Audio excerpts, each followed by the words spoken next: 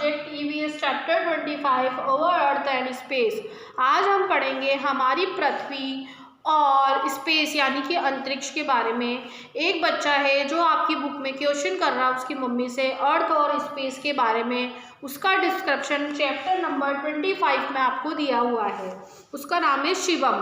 अब देखिए, Shivam went to attend the uncle's marriage along with the mother. Shivan and his mother were coming back after some time attending the marriage. Shivam said to his mother. जब वो marriage attend करके आया तो उसने उसकी mummy से पूछा, We are many stars twinkling in the sky.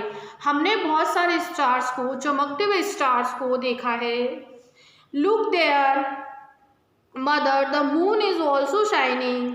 Some stars are brightly and some are shining फैंटली।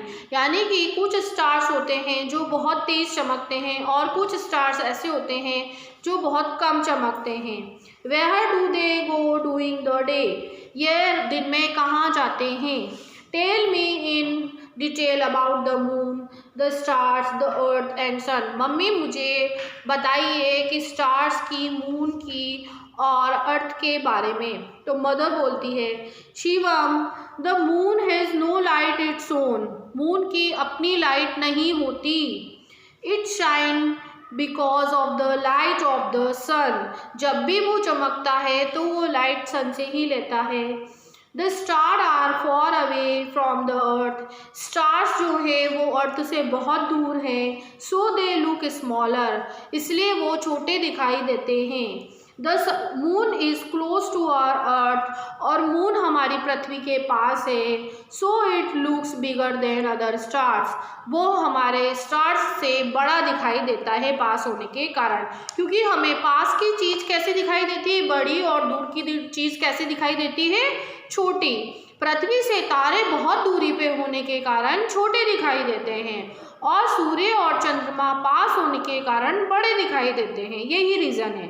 अब देखिए Shivam, see mother, one star among the other in shining very brightly and some star can be seen fixed in a line, why is it so. मतलब कुछ star ऐसे होते हैं जो बहुत दूर दूर अलग अलग नज़र आते हैं और कुछ स्टार ऐसे नज़र आते हैं जो कि ऐसा लगता है जैसे वो लाइन बना के कहीं जा रहे हैं। ऐसा क्यों है, उसकी मामा से पूछता है। Mother, the most brightly shining star is called polar star. यानी कि जो बहुत ज़्यादा चमकते हैं उनको हम पोलर स्टार्स यानी कि ध्रुव तारा कहते हैं। Which is always present in the northern direction, जो कि पूर्व की दिशा में होते हैं। And the 7 star forming one group are called Saptarishi, उसको हम सप्तऋषि कॉन्स्टेलेशन कहते हैं। At night the polar star help the travels in determine the 4 directions. यानी कि जो पोलर स्टार्स होते हैं 4 डायरेक्शंस में जाते हैं। Shivam insist his mother to go to in to space. क्या हम स्पेस में जा सकते हैं mummy? His mother tell him that an space aircraft is used to go in space. यानी कि हम स्पेस पे ऐसे नहीं जा सकते, हमें जाने के लिए एयरक्राफ्ट की ज़रूरत होती है।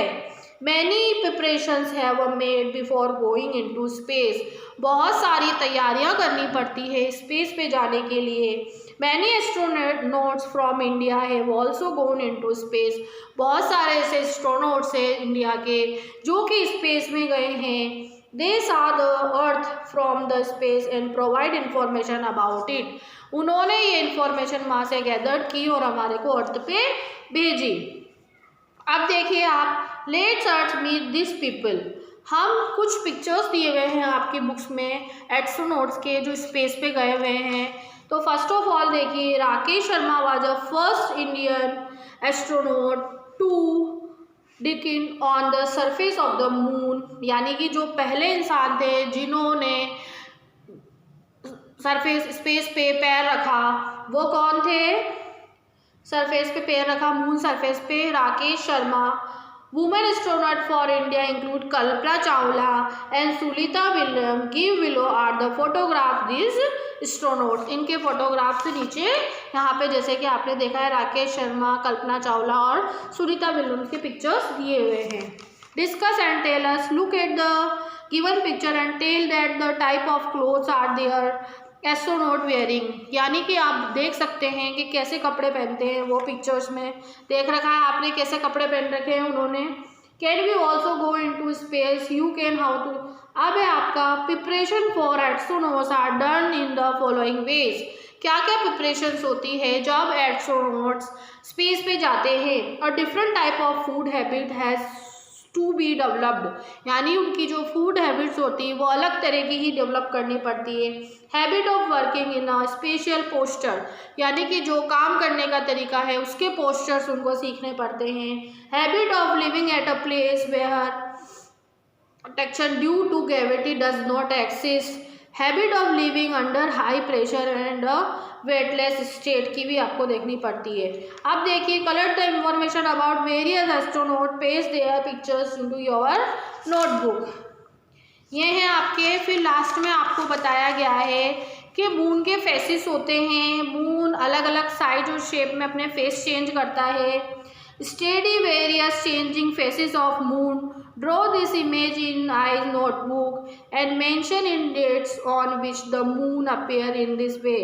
The size of moon increasing for एकम, एकम पे क्या होती है साइज बढ़ जाती है, टू पूर्णिमा and it decreasing after that moon become invisible on अमावस्या, अमावस्या तक कैसे हो जाती है साइज उसकी कम होती जाती है। ये आपने पढ़ा chapter number 25 our earth and space. हम और हमारे तारे दूर क्यों नज़र आते हैं पृथ्वी से, तारे चमकते हुए क्यों नज़र आते हैं, कौन सा तारा है ये स्टार्स है जो ज़्यादा चमकता है। सप्तऋषि कॉन्स्टेलेशन पढ़ा आपने। फिर स्पेस में जाने के लिए क्या क्या प्रिपरेशंस करनी पड़ती है वो पढ़ी आपने। फिर आपने जो जो स्पेस में गए उनके नाम राकेश शर्मा, कल्पना चावला और सुनीता विलियम्स के बारे में पढ़ा। आप पढ़िए, रीड कीजिए इस चैप्टर को with spelling. Take care, bye bye.